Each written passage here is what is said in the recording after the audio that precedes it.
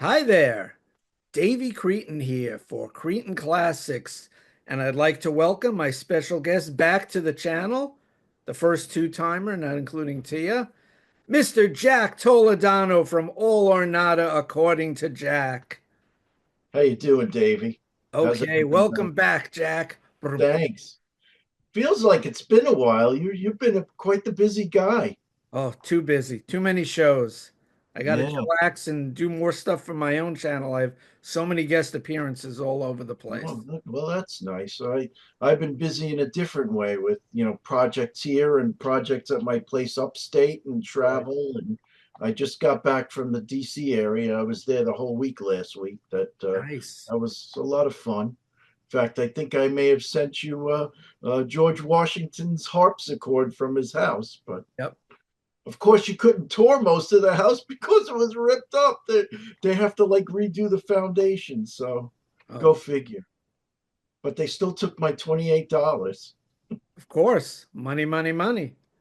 So Yeah. today we are here to talk about the great progressive metal band from Pennsylvania, from the Lehigh Valley area, Shadow Gallery. And Jack, do you want to tell me how you got into Shadow Gallery? Well, so here's the thing. Davey and I, some time ago, when Davey started the channel, we were thinking about projects to do, and I had actually asked Davey if he wanted to do a ranking of the albums of Symphony X with me, and at which time Davey had to like basically go back to the drawing board, cram in, listen to every album, and and you know what? We did it. It was a lot of fun.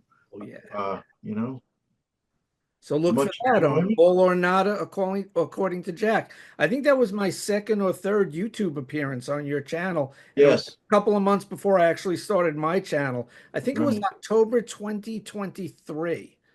Yeah, Reserve. possibly. Yeah, I could look back, but then we were looking for a follow-up project, and Davey had asked if I ever heard of Shadow Gallery. Now I've heard the name. I didn't know of any of their music, so what I did was I committed to the project. It was 6 albums. I went and I listened to all of them, and I have a ranking system where if I don't really know a band, I'll go song by song and I'll give them a rating of anywhere from 1 to 5 stars, and I go in quarter stars. So I'll go 4.2 4.25, 4.5, 4.75, etc. The song has to really blow me away for me to give it a 5. And then, being very mathematical minded, I I'll take all of those song rankings and I'll give them and I'll take an average of that album, and then from that I'll do the ranking to see where the album landed. And you know what? It's a pretty good system for somebody that like me, who was late to the game, discovering Shadow Gallery. But what I will say is, and you're going to find that, you know what? So I'm a big fan of Symphony X, and you know what? I was looking for a band that I could really enjoy, similar to Symphony X, and you know what? Shadow Gallery fills the bill. Nice. Uh, Unfortunately, only 6 albums, but very, very memorable. Everyone, some ways more Exactly. than others.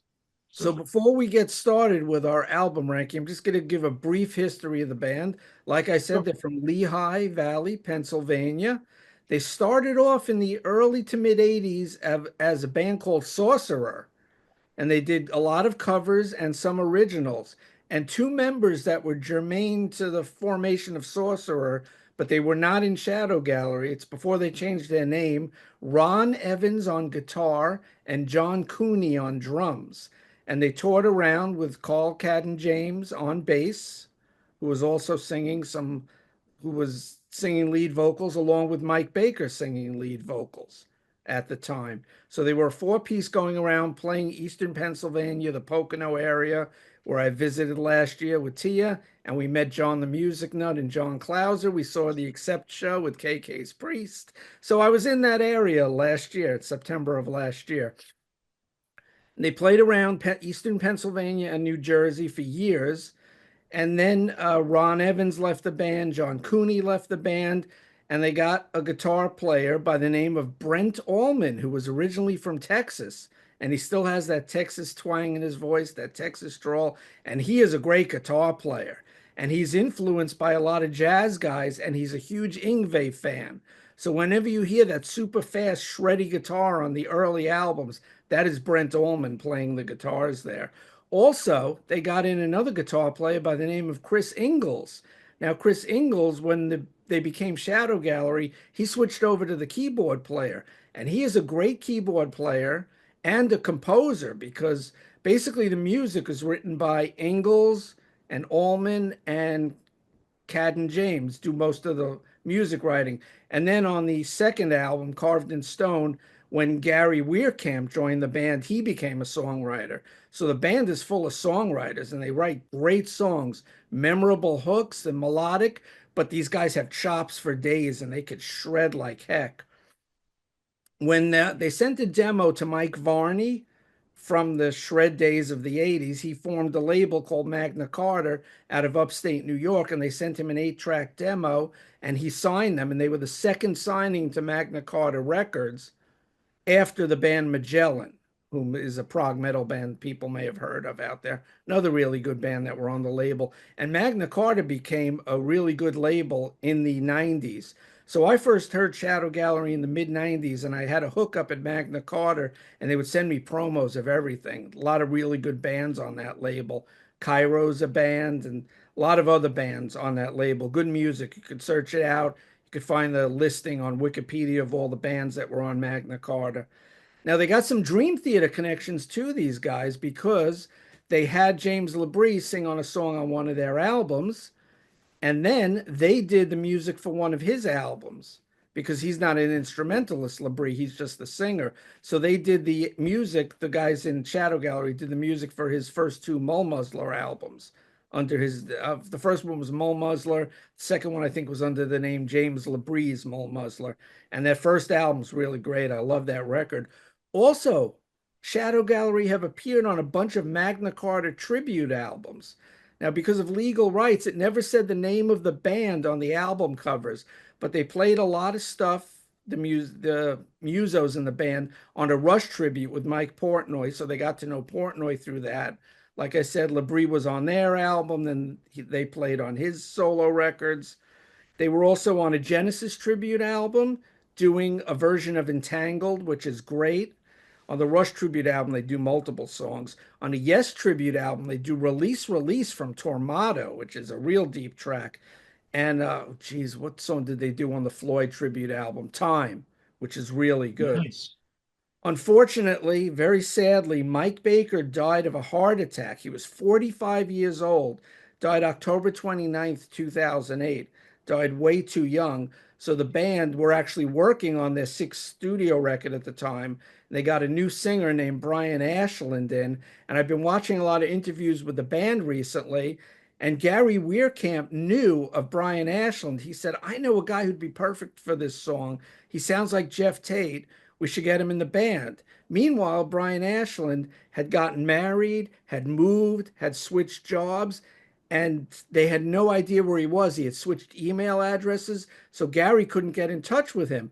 It turns out that Brian, the guy they wanted to try out and have as their singer, was working with Carl Cadden James in the real business world. They had offices 30 feet apart and they were working at like a tech firm, electronics firm, and they knew there were a lot of musicians in the firm, but he had never spoken to Carl about music.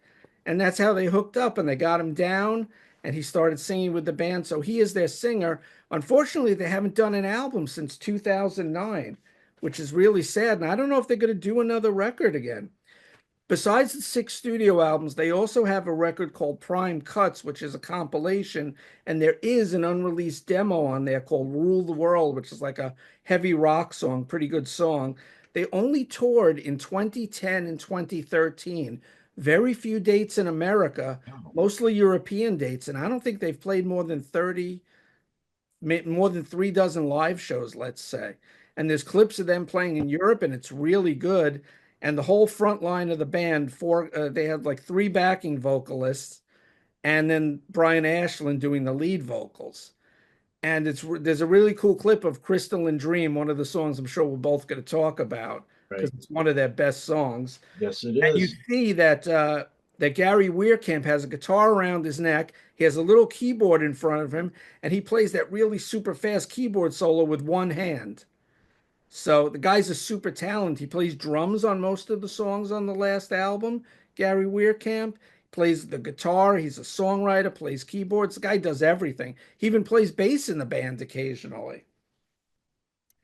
One last thing before we go on with the ranking. Everyone wondered why these guys never toured. You guys are great. You could raise your profile. You could sell more records, maybe eventually jump onto a major label if you only toured. They never toured. I was watching an interview with Carl Cadden James, bass player. He also plays flute in the band, so there's a little bit of a Genesis connection. And he said that when he and his wife had a son, he had a decision to make. Does the band go tour because they were preparing to tour at the time for the first time in the late 90s? Or does he stay at home, work his job, and raise his son? And he chose to raise his son. Hmm. So that's the reason that they really never toured until later on when what was it, like 13, 14 years later, when his son was a teenager, that's when they toured in 2010 for the first time. And it was like Interesting. one or Huh. two American dates, mainly Europe. So that's basically the history of the band in a nutshell, very small nutshell. And let us start, Jack. We're going to go one by one. So you start with your number six, and then I'll Okay. say my number six. All right. So funny that you mentioned touring. So when I first got into Symphony X, they hadn't really toured in the States, only in Japan. Yep. And and I thought I was never going to see them, but then I was, watching their website, and then they mentioned this one-off show somewhere in New Jersey, which, according to Rich Pardo correctly, it turned out to be a former motorcycle dealership turned studio, and that's where they played, and that's where I saw them for the first time. And then they started touring, and I would go on to see them about 7 or 8 more times, including last June, right near my birthday, at a place called in Wanto, New York. Of course, the place escapes me right now. Okay, he's Mulcahy's, yes. I marched right past there on the St. Patty's parade in Wantor, so I would know. nice. And I But saw the first time I saw Blue Oyster Cult, it was at Mulcahy's. nice, very nice. Okay, cool. Okay, so my number six, and so I think I mentioned my rating system, and you know what?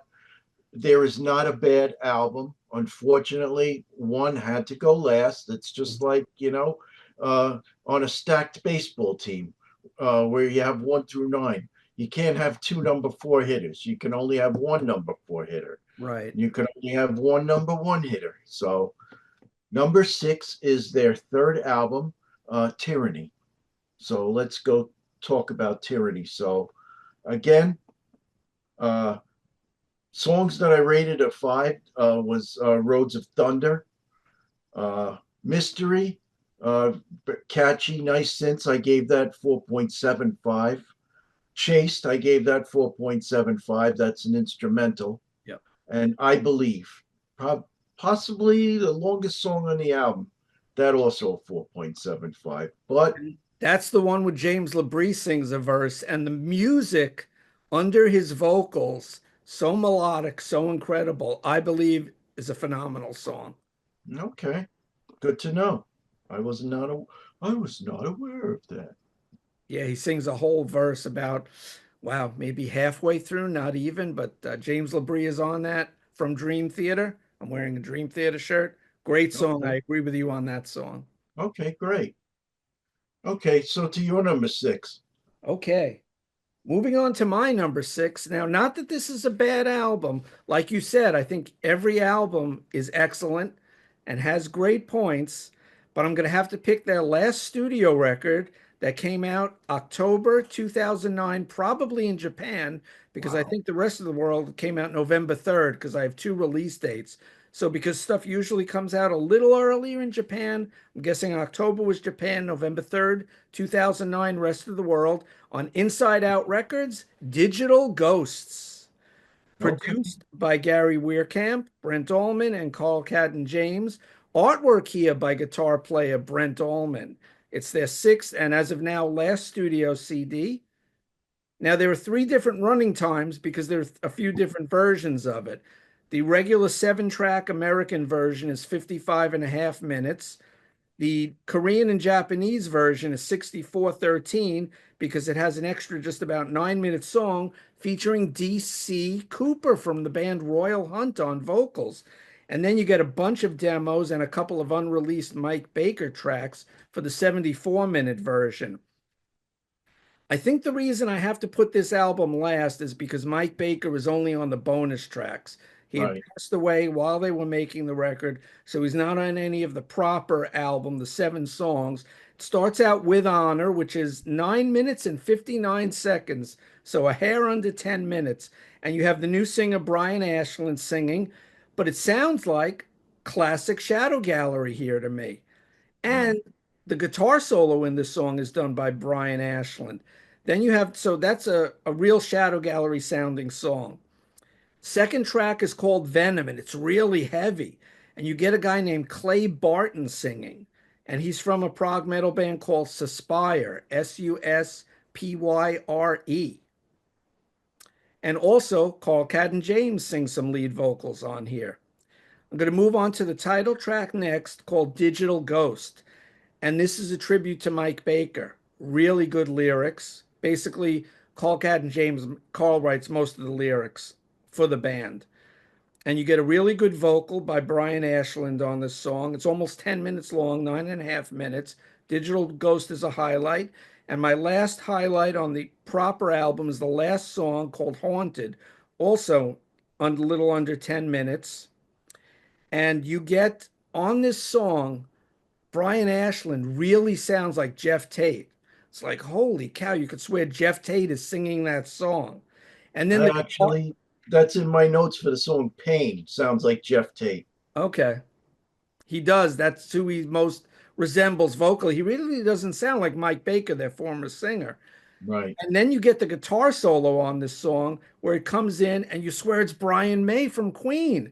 So you get a song that really sounds like Queen and Queensryche melded together. So it's like the best of classic rock and prog metal. So Haunted might be the highlight on this album to me. Like I said, you get the 9-minute bonus track DC Cooper from Royal Hunt on a song called Stingray, which is only on the Korean and Japanese versions. And then with the bonus tracks, 2 demos featuring Mike Baker.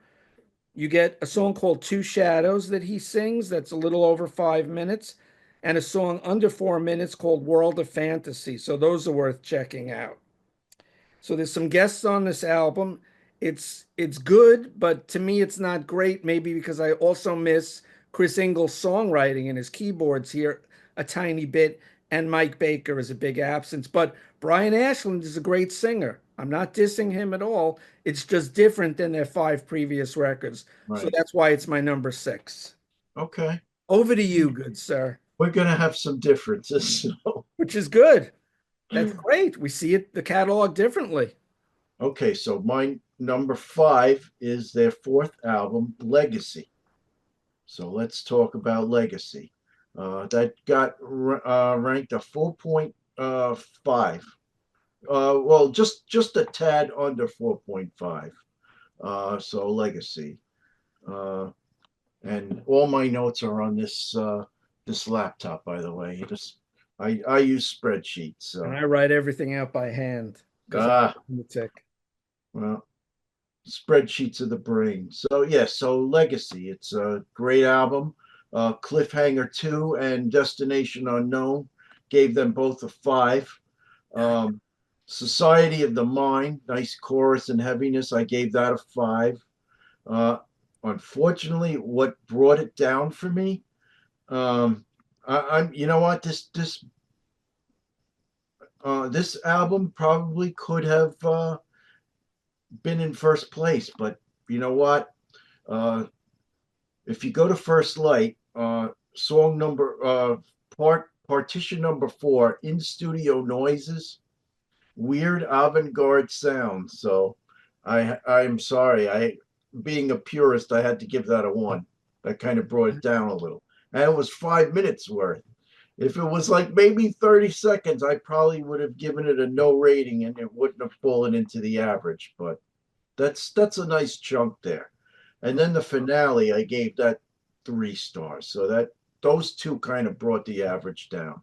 But other than that, the things that most of the album I ranked 4.5 or better. The songs, so very nice piece of work turned in. Uh, Cliffhanger 2, my comment, complex, fast, very instrumental. Colors, sing song quality, very catchy. Society of the Mind, which I love, nice chorus and heaviness. So there, there go my notes. So legacy. Okay, I'm going to move on to my number five. And I do have the CD booklet to show.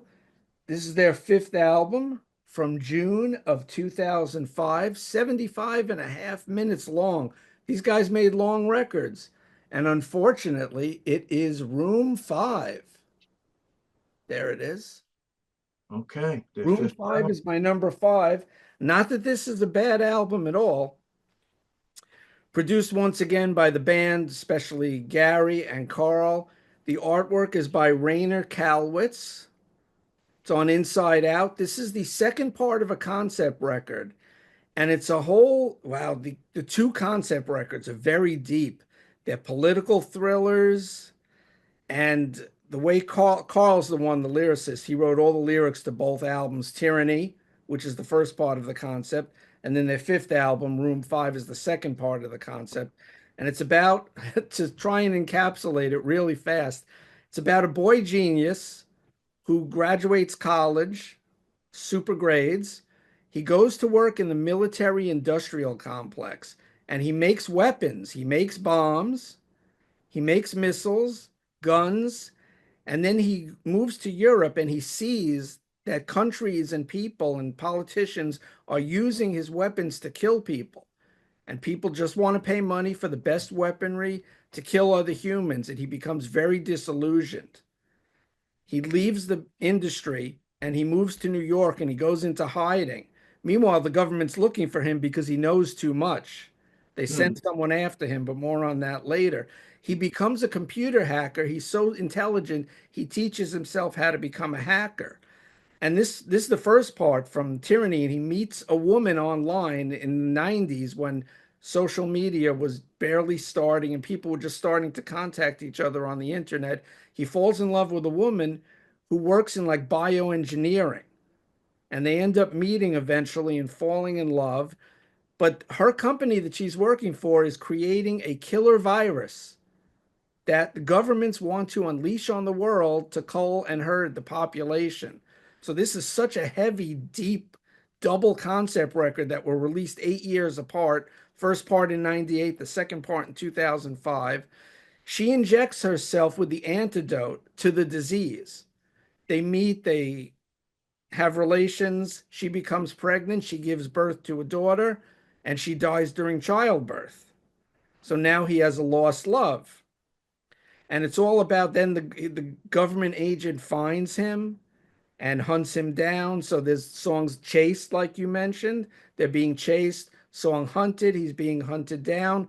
What's the name of the song? The Archer of Ben Salem is about the government agent who finds him. So it's a very deep, complex, double concept album, Oh, at least 8 years apart. Now, on the record, it starts off with the instrumental Manhunt, and then the second song is Comfort Me, which is a ballad. Now, having a ballad so early in the album, that brings it down a little to me. Now, it's my issue hmm. because the way the band, I don't blame the band and the songwriters for putting this song second, but just having a ballad so close to the beginning, the instrumental is only 2 minutes. This is my issue because when Queen did it on the Day at the Races album, Tie Your Mother Down, the first track, upbeat rocker, and then it goes right into Take My Breath Away, which is this slow, airy ballad.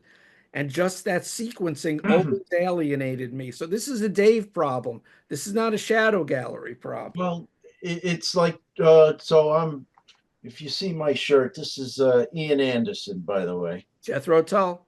I bought it. I bought this shirt at the when he did the Thick as a Brick 2 tour, and a lot of people a Passion Play, an album which I love. Part of the problem with that album is it doesn't take off until about the 10-minute mark. It's very mellow. It's I could easily see where some people after 5 minutes, this is garbage. Click, They and get bored. they Yeah, didn't stick with it. But when you get to that 10-minute mark and it starts to pick up, you're in for a real treat the rest of the way. So right. Except a lot of people have a problem with the hair who lost his spectacles. But we're going off on a Grant Arthur me tangent too. here.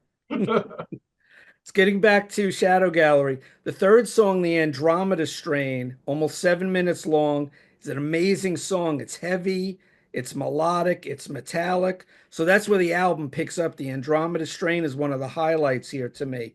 Then Yep. you get some shorter cuts, some instrumentals, but then the back half of the album, the last five songs here, Torn, The Archer of Ben Salem that I mentioned, Encrypted, Right. Room 5, and Rain. Those five songs in a row, they're all between 7 and 9 minutes, and those are amazing compositions. And that's when you get the real prog and the metal, and you get the resolution sort of to the story, and I'm not going to ruin it. Then there were some bonus tracks on this record I'm going to highlight really fast. There's a 2005 version, special edition that Inside Out put out. There's a song called Joe's Spotlight, which spotlights a drum solo from drummer Joe Navallo. 3 minutes, it's not too long, not too short. Then you get an acoustic version of Rain, the last song on the record. It's 9 minutes on the album proper. The acoustic version is about almost 6 minutes long. And this is when you really hear Mike Baker's vocals in their purest form and the great harmony vocals from the band on the acoustic version. Really good. I recommend you check that out. And then if there are any, speaking of Jethro Tull, Pink Floyd, they do a song 24 and a half minutes long called Floydian Memories, and it's got some great guests on it. Arjun Lucasen from the Arion Projects. He does Nice. guitar solo on here. He does vocals on here. And Mark Zonder, known from Fate's Warning. And he's in the new band A to Z that just put out a really good song. They have a record forthcoming, plays drums on this. And I think it's in 24 parts, but it's all like one long song together. And I think if I counted right, there are 30 Pink Floyd songs that you either get the lyrics or the music to. And it's really good. So anyone out there, you can go to YouTube, Shadow Gallery, Floydian Memories. So that is worth seeking out and hearing definitely for the prog fans. So this is a really good album. It's very deep lyrically, politically. It's about conspiracy theories, but it's got a great story and a great theme. Amazing music, but it's got to sit somewhere. So my number five is Room 5 or Room V. Over to you. Okay. So to my number four, and I regretted this being number four. I think it could have scored higher. It just edged out Legacy. I'm talking the self-titled debut of Shadow Gallery from 1992. So only two songs scored very high. So question at hand, it got a five.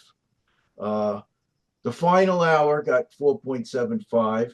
A couple of songs, Dance of Fools, Dark Town, with 4.5, and Say Goodbye to the Morning, 4.5. But my comment on Dark Town, very instrumental. I love it. So that's that. Some very, and it's a bit of a shorter album. No, it's a shorter album except for Queen of the City of Ice, which I scored 4.25. That's a 17-minute song, but that is good to know for future reference if I ever decide to go back and do a revisit to the Epics episode that I did some time ago. Because I love those epics when they're done right. So you like this one better than First Light? Uh What album is First Light on? On the fourth Legacy, the album you mentioned First already. The well, yeah, long song. well, yeah, right, because I that album, the First Light got broken up into different chapters. So yeah, Right, five parts to it. right, yes, because right, the avant-garde noises and the finale kind of brought it down a little bit, but no, I'd say they're about similar, but otherwise, you know what? Another great album. I was very excited and I went in order, in chronological order, listening to those, and I was very excited when I heard the debut. So excited, I think I listened to it 2 or 3 times before I moved on to the second. Cool. Yeah. Excellent. So Anything else to add about the debut, self-titled? no, I mean, the 7 songs. I was very excited to hear "Question at Hand." I mean, that's probably their most accessible song to that would be released to radio if that happened. So, but we will talk about that song at a later date. I do have a project go ongoing, which is my 90-minute best of cassette series, and I did one on Shadow Gallery, and uh, spoiler, that song is in there. It is, and I played that. It's on your Spotify playlist. So don't cheat anybody, not until I put the episode out, unless you really want to. I prefer you to listen to the ones I've already put out on my channel. But All or nada, according to Jack. right, And I'm going to okay, move on to my number four. yep, Is their fourth album. You mentioned it, Legacy from May of 2001.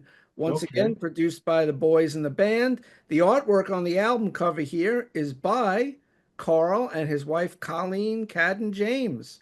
Also on Magna Carta here. You mentioned it, the opening song Cliffhanger, a little over 13 minutes. It's excellent. It's a sequel to the first song just called Cliffhanger from their second album, which we neither of us have gotten to yet. And the second half of this song has some great shredding guitar. It's broken up into two parts. Hang On, which is a little under 7 minutes, and The Crusher, which is a little over 6 minutes. That adds up to the 13-minute length of the song. Moving on, Colors, 7 minutes long, track three. To me, that's a melodic mini masterpiece. Really memorable, really catchy, a lot of ear candy. Then we get to Society of the Mind, which is heavy, little over 5 minutes. And like you said, it's got that great chorus. I have the same thing in my notes right. when Baker sings the Society of the Mind. It's great. And then the epic song to me, it's their longest song, First Light, a little over 34 minutes, divided into the five chapters, like you said. It's good, but it's not my favorite epic by them out of the three epics. You get some guests on this album. You have Terry Mallet Smith does some female backing vocals. You have violin and viola from Rachel Galassi. Hopefully, I'm pronouncing her name right. It's a really good album, but it has to sit somewhere, and it's just my number four this time. Okay. That's where it lands. On to your number three. On to my number three. Okay, so now we are into the upper echelon, which didn't beat the self-titled debut by a lot. This scored 4.554. I go to 3 decimals. Uh, so for the second album, Carved in Stone, 1995. So there were a couple songs that I didn't rank because, yep, really nice cover. I like that. So basically, they this kind of reminds me of a favorite album of mine by Blind Guardian. I don't know if you've ever heard of Nightfall in Middle Earth, where they'll have a 5 minute song, then they'll go into a little segue, and then yeah, and then back to another song. So I did a lot of no ratings here. Like for example, Segue 1, 40 seconds. I didn't rate that. Segue 2, Segue 3, etc., etc. Uh, Highlights for me, Deeper Than Life, I gave that a 5. Uh, Now, Ghost Ship, um, that's broken out into, let's see, 8 parts. So some parts I gave a 4.75. Parts 3 and 4, I only gave 3.75. And the ending, which is 7 minutes, I don't get it at all. It's a lot of, I don't know if you hear me knocking, but Yeah, the first knock I heard. yeah, it's a lot of what the hell's going on? And I'm on a long distance trip. I'm like, what the hell's going on here? These guys fucking with my head. It's a CD bonus track. They were so famous in the 90s. So many bands did them. Nirvana has it on the first pressing of Nevermind. There's But like make it a 15 good minutes of song though. space. There's 15 minutes of space, and then you get this noisy, chaotic instrumental that Yeah, comes in. It's like, what the? If you yeah. fall asleep listening to it, you just wake up. It's a shock. But yeah. So, but Cliffhanger, the first one, first song, I gave that a 5. That's I said like Queensryche, amazing guitar work. Crystal and Dream, another favorite of mine, very catchy. I gave that 5. Deeper Than Life, I mentioned, that's a 5. Alaska, 4.75, more vocal harmonies. And that's that. But when I heard the beginning of Ghost Ship, again, I was very excited. It was keyboard driven, uh, guitar solo in the second part, instrumental. And then a- after part two, it kind of waned a little bit. But all in all, a great album. Compared to other catalogs, this would really hold up. So, Excellent. yeah. And more on that later. My number three, 73 minutes long, from 1998, their third album, produced by Carl and Gary from the band, also on Magna Carta. Artwork again by Raina Kalwitz, who did the cover to Room 5. Concept record, the first part. This is Tyranny, is my Very number nice. three. Okay. This is the record, like I said, it has James LaBrie guesting on it. Also, DC Cooper from Royal Hunt guests on this song. They have a little bit of spoken word stuff, but it's on shorter tracks and it doesn't take away, it doesn't detract from the song. Starting off with a cool instrumental, Stiletto in the Sand, 2 minutes long. That goes into War for Sale, 5.5 minutes, which is a heavy rocker. Then you go on to Out of Nowhere, which is a good song. Track 4, Mystery, so melodic, so catchy. Then you get at track 5, a really good ballad, and it's good placement because it's a 6 minute song. It's called Hope for Us with a question mark at the end of it. It's a really nice melodic ballad, but it's track number 5. It's not number 2. So I like the placement here better. Moving on to a song you mentioned, I Believe, which has the James LaBrie. He sings a verse, amazing song, 8 minutes 41 seconds. Then you get to New World Order, track 11. This is a rocking prog metal. You get the vocals by DC Cooper on this song from Royal Hunt, and he just has that edgy, angry voice. New Mhm. World Order is great. I highly recommend that song, and I Believe they probably my two favorites here. But then you get the last two tracks on the record. Ghost of a Chance is a beautiful top tier tune to me. I love that. So melodic. And Carl, in one of the interviews I watched, he told the story where he got the music from Gary and Chris, guitar player and keyboard player, respectively. And he said, "Oh my God, this music is great. I got to write some amazing words for this song." He's on a trip in the Adirondack Mountains, upstate in New York. It's nighttime. He takes a book and a pen with him so he could, if he's inspired, he's used to be an avid walker and climber. He climbs a mountain. He's up, it's like a full moon. He's got this great moonlight, and he's inspired by the beauty around him that is nature. And Mm. he wrote these lyrics, and Ghost of a Chance, just a stellar song, lyrically, musically. I love it. And then it might even be topped by the final song, Christmas Day. And back in the day, Yep. when I had more time, I would always post this song, December 25th, on my Facebook page. Christmas Day is another melodic gem in their catalog. So you got the two near 9 minute heavy rockers of I Believe and New World Order. And then you get these two ballady mellow songs to take out the album in a fine fashion. So Tyranny is great. It is my number three. Okay. If you see me reaching over, that's because my dog came for a visit. Miley. Miley, yes. Hi, Miley. Sweet Miley, who I had to take to the vet. Let me see if I can get her. Is she okay? Yeah, No. yeah, no, it was basically she it's around bedtime and she doesn't want to go to bed. She always Oh. does this. Yeah. It was a wellness check and she needed her rabies, distemper vaccination and all that other nice stuff. Yeah. Okay. Little pricey, but you know, they love you unconditionally. What can I tell you?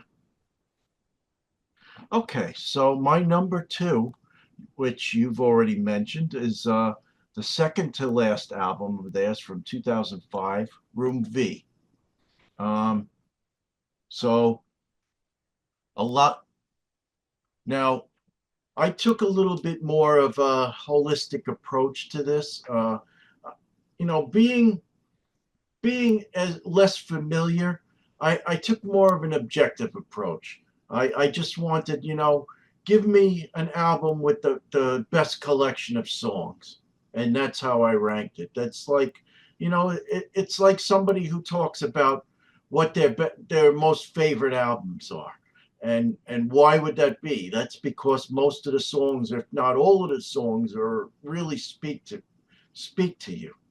So I would say Room V is approaching that. You have a lot of songs that made nice. A lot of Right. songs that got a 5 rating. So there's Manhunt, which I thought was an amazing kickoff. Uh, Birth of a Daughter, instrumental.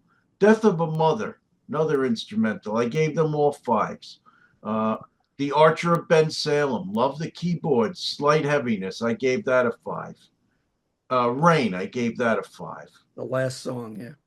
The special edition, I couldn't find it. I mean, I looked for it on Spotify. I looked for it on YouTube. I couldn't find it. So you know what?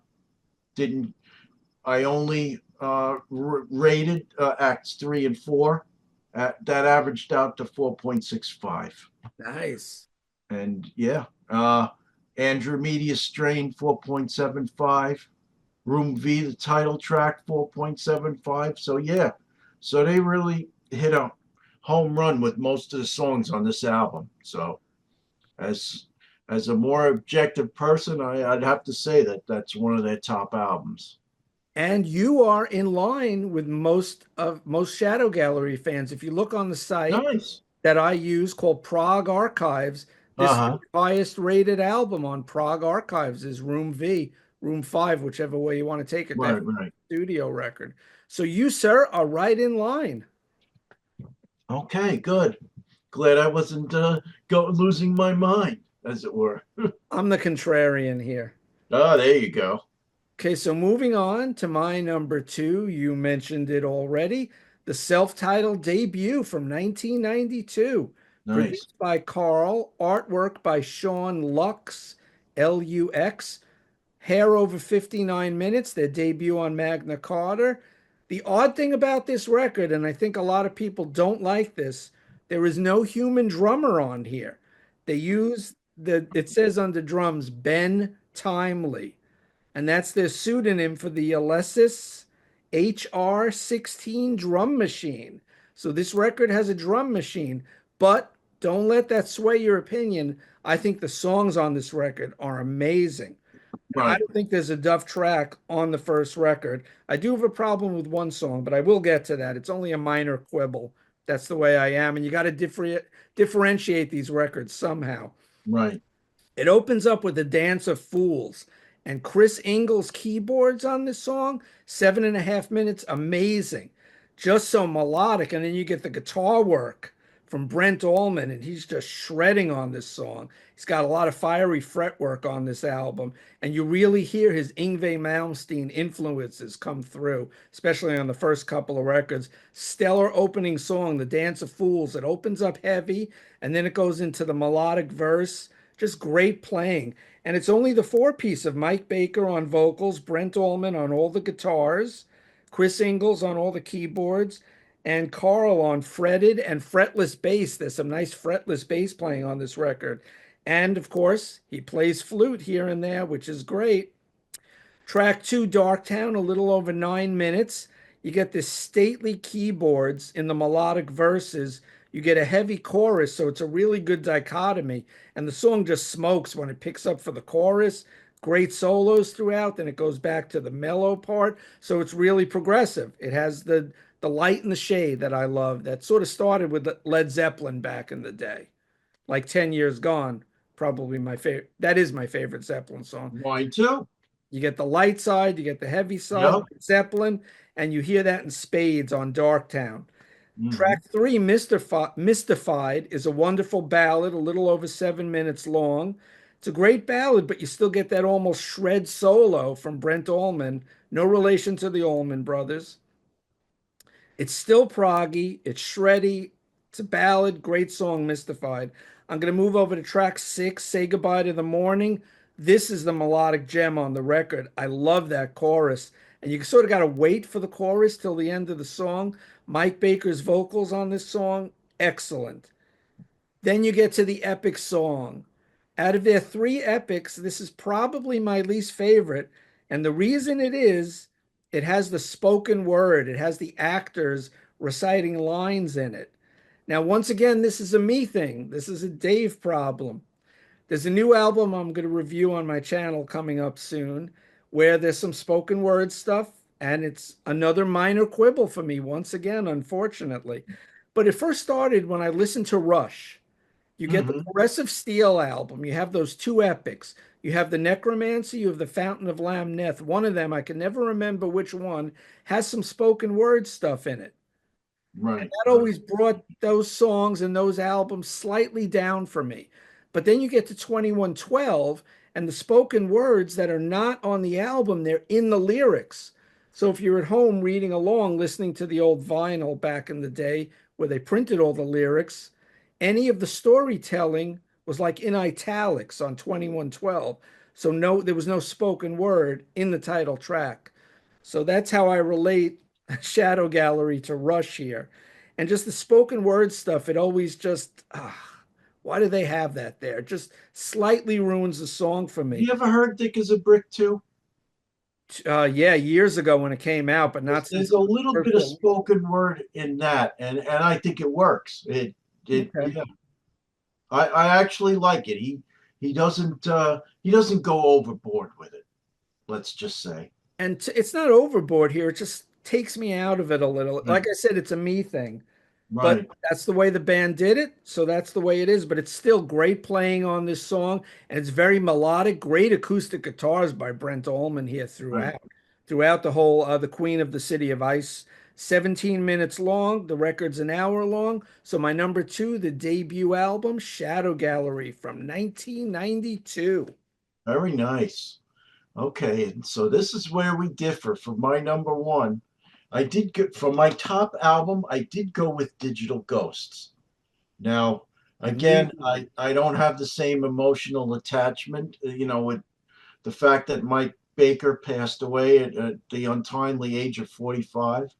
I lost an uncle to cancer at that very same age, so it's heartbreaking. Yeah, too uh, young. Way too yeah, young. way too young. Yeah, who knows what life would be like if he was around? I mean, all this time changes your life. But off of my soapbox. But so again, taking a holistic approach, what I did was I rated the seven songs proper, not the special edition. Just I think it's seven songs. Yes. And you know what? These songs ranked very high. Uh, Venom, Gold Dust, and Strong all got fives from me. Now, Strong, Davey was saving this for me to say it. My good buddy, Mr. Ralph Sheepers, is the lead vocalist on Strong, and anybody who knows me very well knows I am in love with Primal Fear. The no, I used to when I first started listening to them, I called them basically a German Judas Priest. But you want to know something? They've far surpassed that for me. They've taken on a life of their own, and they're just a phenomenal band. And you know what? And he's a great singer. So you know what more can you say? So and that maybe that was part of the reason I gave it a five, but also the killer heaviness and instrumentals. Venom. Let's see, like a very heavy Symphony X. Gold Dust, no comment there, but I gave it a five for whatever reason. Digital Ghost. Originally, it was less than the 4.75 that I gave it, but I bumped it up because I went back and I listened again, and I was like really taken in by that keyboard work. Really enjoyed it. So there you go. With Honor, 4.75, the kickoff track. So most of this album really scored very high. Haunted was actually the lowest song at 4.5. Wow. That's still a great score out of five. Yeah. So this album almost got a full five out of me. 4.82. So Nice. yeah. And a lot of people think it's their heaviest album, so I could see that's Yeah. why one of the I reasons love I I thought you love the scored high. heaviness. Yeah. Yep. So Digital Ghosts. Not to denigrate any of their other albums because they're all great in their own way, but that was my ranking. And my number one is the first album I ever heard from them. It's going to celebrate its 30th anniversary. It is this year. It came out in 1995. Their second album, my number one, Carved in Stone. Okay. And Okay. that's it, featuring another cover painting by Sean Lux, Lux. And this is their second album, recorded on 48 digital tracks between March 94 and April 95. So it came out mid to late 1995. I just don't have an exact street date for it. The awesome opener, Cliffhanger, written by Brent Allman. And you get that Ingve, like I said, that shred guitar. And he Right. really goes off on guitar on this song. Great Mike Baker vocals on this song. And I neglected to mention, I guess I'll mention it here, that they took a lot of their vocal harmonies with the band members singing and with Mike Baker singing lead and backing vocals, I would say from Queen, and they have way more vocal harmonies than Dream Theater does. So everyone says, "Oh, Shadow Gallery, they're Dream Theater clones." They're not. They have their own unique sound. I don't think they're Dream Theater clones. Exactly. Thank you. And even on one of the bonus tracks on, I think it's on Digital Ghost, they just have the vocals from Digital Ghost for like 3 minutes. And it sounds a lot like the Beach Boys, the Hmm. way they have these great interlocking vocal harmonies. So, and they're, you could hear them all throughout this album. Crystalline Dream, like you said, that I would say the reason that I love this album so much. I hear a lot of Kansas and Styx influences on this record, two of my favorite bands of all time. You get the catchy chorus, it's like an earworm on Crystalline Dream, and then Carl's bass playing at the end of the song. And if you see any live clips of them doing it, he's just going off on the bass towards the end of the song. Really great bass work from Carl there. I wanted to mention it. Track number five, Don't Ever Cry, Just Remember. You got the flute from Carl here. It's a beautiful ballad, and what a vocal performance from Mike Baker and just the whole band behind him. To me, it's another highlight in their catalog. Don't Ever Cry, just remember. New York Actually, accent. my comment was I called it atmospheric. Great word, really good word to describe it. I'm Yeah. going to mention another song you mentioned, Alaska, the acoustic ballad here with the great vocals of Mike Baker Yeah. and the band, a little over 5 minutes, written by Brent Allman, Chris Ingalls, and new to the band at the time. Came in '93. Record came out in '95. Gary Weirkamp, great songwriter, can play any instrument. He even plays violins on one of the later albums. So the Mhm. guy's a super talented cat. Then you get the epic Ghost Ship, written by the whole band. This is a monster. This is my favorite of their three epic songs. Comes in at about 22 minutes. It's got the different sections, like you said. It's in, what is it? One, two, three, four, five, six, seven, 8 sections here. Right.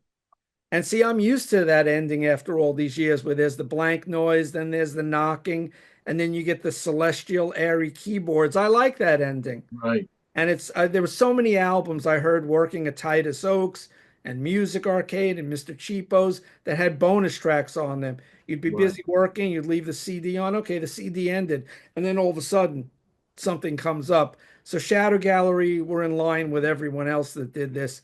And there are a few albums that have songs before the first track. But eventually I'm going to do a video on that here on Cretan Classics. So I won't Mhm. go into too much details on that. So I love this album. I love the epic. And the 18th track on the record, Enchantment, it's a 4-minute keyboard solo. It doesn't say it's a piano solo, actually, played on Right. sounds like a real piano or an electric piano. And I'm guessing it's Chris Ingles, but it could be Gary Weirkamp. And I love that piano section, just that 4-minute thing. It's beautiful, it's melodic, it's fast. It's just pure rapture to I me. And I gave it a love four that part seven. of the song. I gave it a 4.75. Nice keyboard instrumental. Yeah. Yeah, it really adds a lot to the track, and I just think it's beautiful. They could have even taken it out and left it as a separate track, and I would still love it. So to Right. me, Shadow Gallery, second album, Carved in Stone, that is my number one choice. It's a great record from start to finish, just about 71 minutes long, and that's my number one. So it's good that we didn't have the same rankings. We had very different rankings Right. here. And for different reasons. I mean, again, I love this album, but I think that ending brought it down a little bit. But Just like I mean, I love the debut album too, except maybe for the drum machine because they didn't right. have a real drummer at the time. And then just Uh-huh. spoken word vocals, spoken word on the last track, the epic. Right. Well, Other than that, that could have been my number one too. we all have different hooks for different reasons. So, yeah. Exactly. So before we go, thank you for coming on, Jack. You want to Sure. talk a little bit about what's going on your channel, All or Nada, according to. Yeah, well, and I got to put it in this context. So earlier in the year, I kind of ran out of ideas. So I had like a couple weeks where I couldn't come up with anything, and then this 90-minute cassette best of cassette idea came, and I just started writing furiously for about couple weeks because I spent 3 weeks in Florida with my parents. And then it was like, Robert Lamb of Chicago in the early days, where he was a very prolific writer and all these ideas were coming. So then that's when I'm like, you know what? I got to start recording once I get back to my home studio. And so that's what I've been focusing on pretty much this spring. And then another idea I got, my son listens to an album every day for the entire year.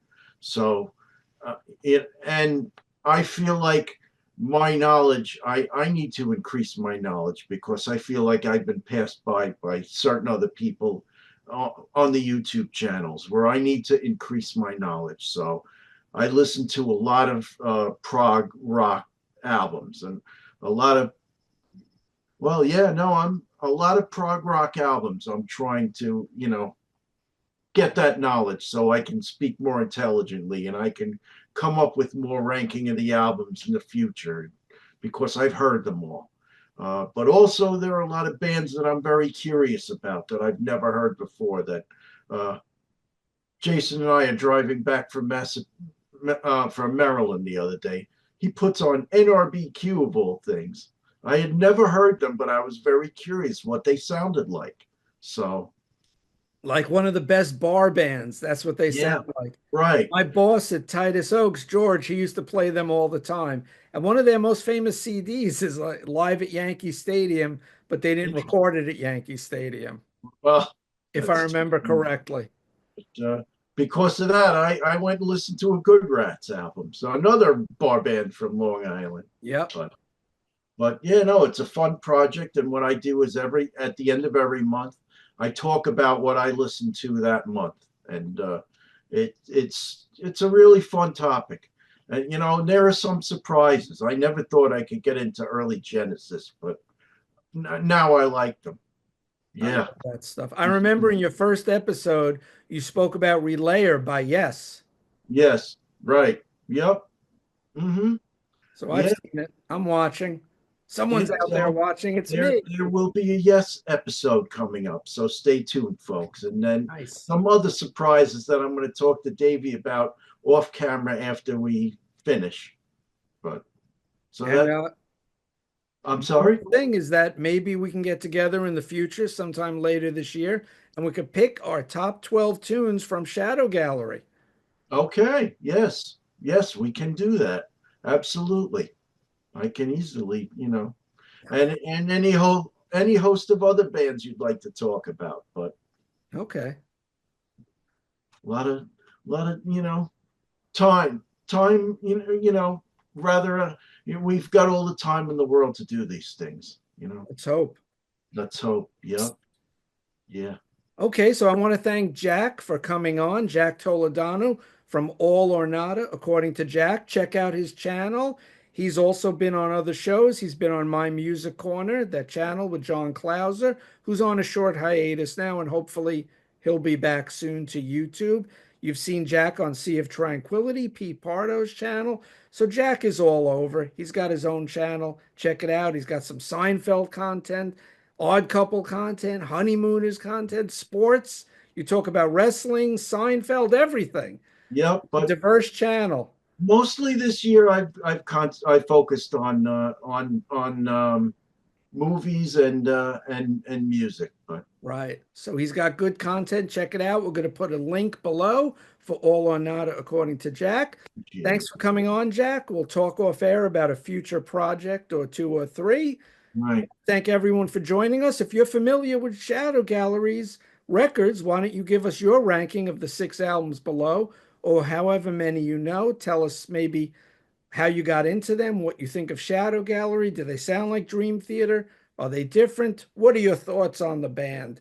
So thanks for watching, everyone. Remember to rock out, prog on, and pogo. And Jack and I will be back either here or on his channel. Thanks, Right. everyone. Take care. Bye, all.